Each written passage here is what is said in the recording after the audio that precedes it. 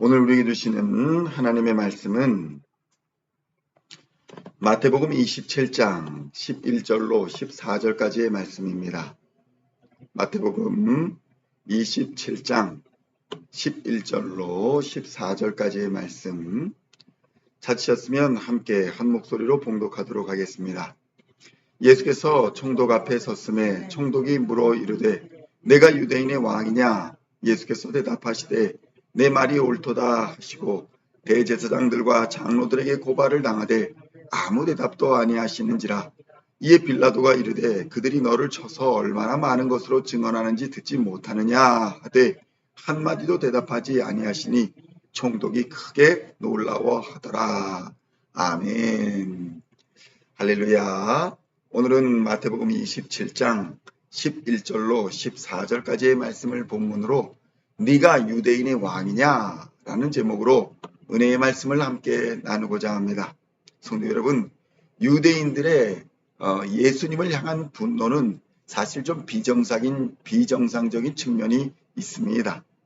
그들의 눈에는 어쩌면 예수님이 30대의 청년에 많은 세상 사람들의 인기를 받고 있는 그런 사람에 불과하다라고 생각할 수도 있었기 때문입니다. 아니, 예수님 30대의 청년으로 많은 사람의 인기를 받고 있는데 그 정도쯤이야 뭐 대단한 것이 되리라.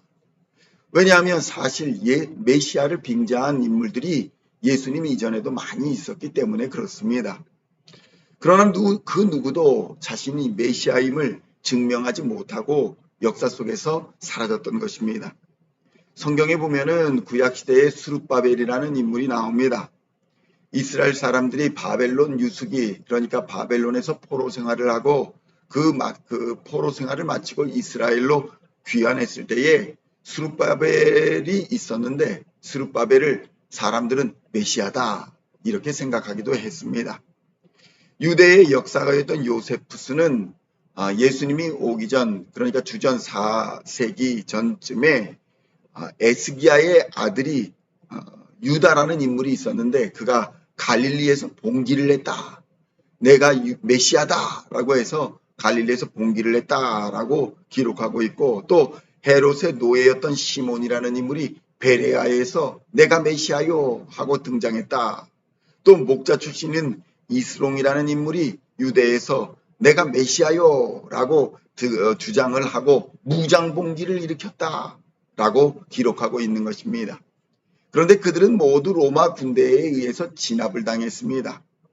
역사나 유대인들도 그들을 메시아로 인정하지 않았습니다.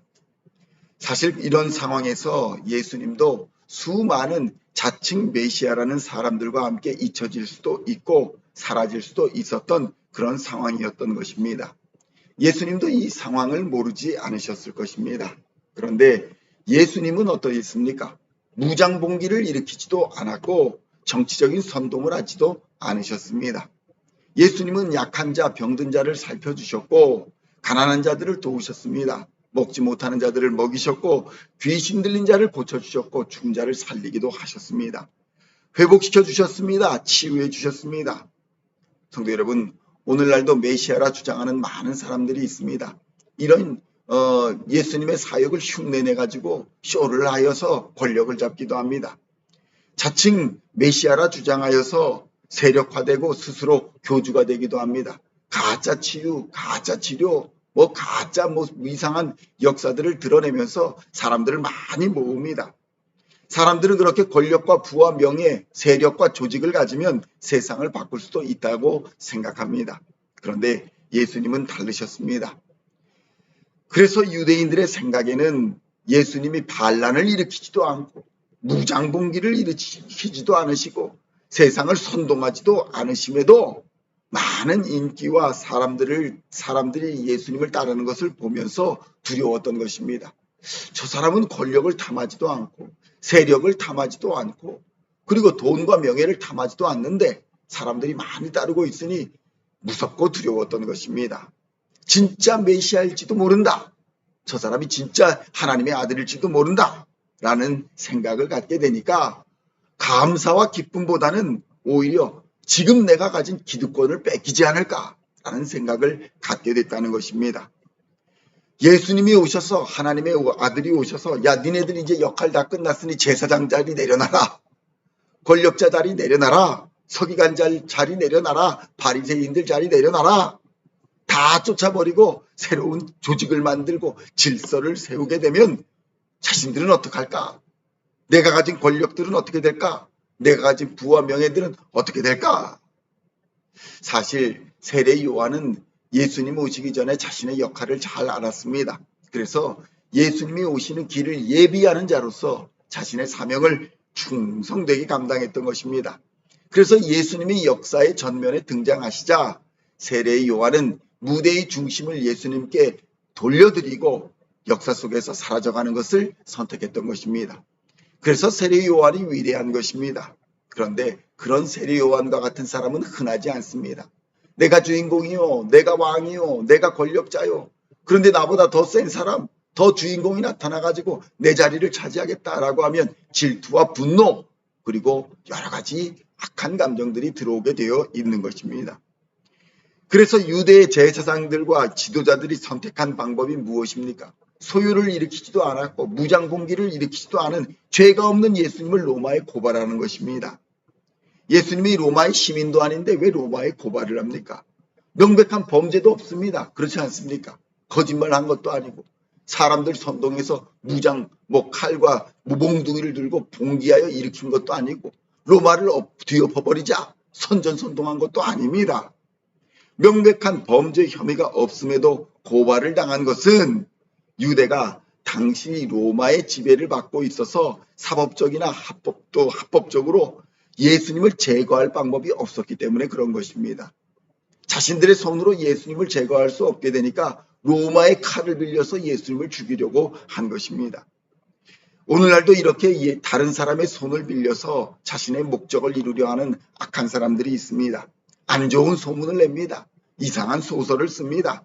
사람의 평판을 무너뜨리고 사회적인 매장을 하는 사람들이 많이 있습니다. 최근 유튜브에서 그런 악한 기능이 막 드러납니다. 잘못된 사회적 평판을 막 소문을 일으키니까 아무리 해명을 해도 이미 늦은 경우가 많이 있더라는 것입니다. 그런데 정작 그런 악한 일을 저지른 사람들은 처벌을 받지 않는 경우도 흔합니다. 언론의 자유니 뭐니 내가 믿을 만한 일이 있어서 이렇게 고발을 했느니 방송을 했느니 하면서 요리조리 피해 나갑니다. 그런데 그 소문의 당사자들은 자살을 하기도 하고 재산적인 피해, 정신적인 피해를 입는 경우가 매우 흔합니다. 성도 여러분, 예수님도 이런 무고한 고발을 당했습니다. 법정에 섰습니다. 억울한 일을 당했습니다. 빌라도 총독이 묻습니다. 이 사람이 누구냐? 이 사람이 누구이길래 이 아침부터 이 사람을 잡아와가지고 나더러 재판을 하라고 그러냐? 그러니까 유대인들이 말합니다. 뭐라고 말했을까요? 유대인들 지도자들이 와가지고 염려돼서 잡아왔습니다. 죄가 없는데 염려돼서 잡아왔답니다. 이 사람이 수많은 사람들을 미혹하고 이 사람을 군중들이 따르고 있어서 혹시 밀란이 날까봐 의심되고 염려가 돼서 잡아왔습니다. 아니 성도 여러분, 이런 일이 어디 있습니까? 저 사람이 그냥 지나가는데 저 사람이 범죄를 지을까봐 혹시 염려가 돼서 경찰서로 잡아간다. 그런 일이 어디 있습니까? 신호 위반을 할까봐 염려가 돼가지고 저 사람을 잡아가겠다. 그런 일은 없습니다. 사실 범죄를 저질러야 잡혀가는 것이 맞지 않습니까? 그런데 죄를 저지를까봐 염려돼서 잡아왔다니 빌라도도 기가 막힐 노릇인 것입니다. 유대인 지도자들은 빌라도를 향해서 아부성 발언을 합니다. 우리에게는 로마 황제 외에는 왕이 없습니다. 스스로를 로마 속의 사람으로 자백합니다. 그런데 이 사람이 스스로가 유대인의 왕이라고 말을 합니다. 우리는 로마 황제만을 왕으로 인정하니 이 사람을 왕으로 인정할 수 없습니다. 그래서 우리는 이 사람을 잡아왔습니다. 그래서 빌라도가 오늘 예수님께 물었던 것입니다. 네가 유대인의 왕이냐? 그때 아무 말도 안 하고 잡혀오셨던 예수님이 하신 말씀이 오늘 본문의 말씀인 것입니다.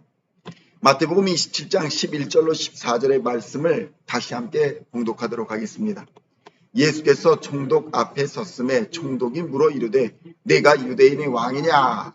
예수께서 대답하시되 내 말이 옳도다 하시고 대제사장들과 장로들에게 고발을 당하되 아무 대답도 아니하시는지라. 이에 빌라도가 이르되 그들이 너를 쳐서 얼마나 많은 것으로 증언하는지 듣지 못하느냐 하되 한마디도 대답하지 아니하시니 총독이 크게 놀라워하더라. 성도 여러분, 빌라도가 보기에 이 문제는 정치적인 문제가 아닌 것으로 보였습니다. 아니 예수님이라고 잡혀온 사람을 보니까 아니 무슨 선전성동할 인물도 아닌 것 같고 등치가 뭐 커서 뭐 반역을 꾀할 인물도 아닌 것 같고 아무 말도 않고 그냥 순한 어린 양처럼 있는데 아니 뭐 이런 사람을 잡아왔느냐. 빌라도의 눈에 한심해 보입니다. 그래서 물었습니다. 당신이 유대인의 왕이요? 예수님의 답이 무엇입니까? 그래도 이 말이 맞다. 빌라도가 보기에 어떻습니까? 예수님 자신은 유대인의 왕이다 이렇게 주장을 하는데 정작 그 유대 사람들, 그 유대인의 지도자들은 이 사람은 왕이 아니요. 고발을 하면서 증언을 하고 치고 있습니다. 그러니 빌라도의 눈에는 얼마나 한심해 보입니까? 아니 유대인의 왕이라고 본인은 주장하는데 그들을 다스려야 할 그들의 지도자들은 이 사람은 왕이 아니요. 아니 그럼 당신들이 쫓아내면 그만이지. 이 사람을 왜 나에게 데리고 왔느냐. 무슨 왕이 그들의 민족의 지도자들로부터 고발을 당하고 모욕을 당하고 저렇게 아무런 변명을 하지 못하고 있는가. 성도 여러분, 세상이 그렇습니다. 세상은 아직도 예수님이 하나님 나라의 왕이라는 사실을 알지 못합니다. 왜냐하면 하나님의 나라는 세상에 속한 것이 아니기 때문에 세상이 알 수도 없고 알지도 못하는 것입니다. 성도 여러분, 우리가 사는 하나님의 나라는 이 세상의 것이 아닙니다. 하나님의 나라는 세상에 있지 않습니다. 우리는 세상의 백성이 아닙니다. 이것이 진리입니다. 그래서 우리는 세상을 추구하고 세상을 따라가는 사람들이 아닙니다.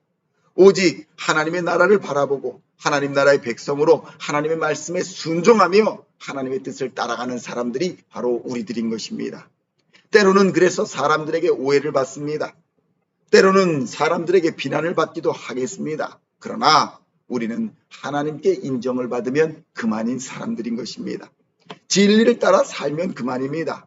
그러면 하나님이 갚아주시고 하나님이 보상해 주실 줄로 믿습니다. 세상의 비난과 세상의 무시와 세상의 고발과 같은 그런 허박한 상황 속에서도 유대인의 왕, 하나님 나라의 왕으로서 품위를 잃지 않았던 진리를 지켜 나가셨던 예수님을 따라가시기를 우리 주님의 이름으로 축원드립니다. 그리하여 오늘도 하나님 나라의 백성으로 왕 같은 제사장으로 거룩한 나라로서 하나님께 영광 돌리는 우리 시온의 성도님들 다 되시기를 우리 주 예수님의 이름으로 간절히 축원드립니다. 기도하시겠습니다. 하나님 아버지 감사합니다. 우리를 하나님 나라 자녀 삼아주시고 하나님 나라 백성 삼아주시고 왕 같은 제사장으로 삼아주시니 감사합니다. 이 시간 우리의 속한 나라는 이 세상에 있는 것이 아니라 하나님의 나라, 하나님께서 왕 되신 그 나라임을 다시 한번 깨닫게 하여 주시고 오직 하나님의 나라를 바라보고 하나님 나라의 백성으로 하나님 말씀에 순종하며 하나님의 뜻을 따라가는 하나님께 영광 돌리는 하나님 나라의 백성들 다 되게 하여 주시옵소서. 하나님 세상의 비난을 받고 세상의 오해를 받을지라도 하나님께 인정받고 하나님께 칭찬받으면 그것으로 족하게 감사하며 살도록 주님이 인도하여 주시옵소서. 진리를 따라 살면 하나님이 갚아주시고 하나님께서 보상해 주시고 하나님께서 인정해 주시는 줄로 믿습니다. 오늘도 하늘에서 부어주시는 성령의 능력을 따라 세상을 이기며 빛과 소매 역할을 감당하는 우리 시온의 성도들 다 되게 하실 줄로 믿으며 우리를 구원하신 우리 주 예수 그리스도의 이름으로 간절히 기도하옵나이다. 아멘.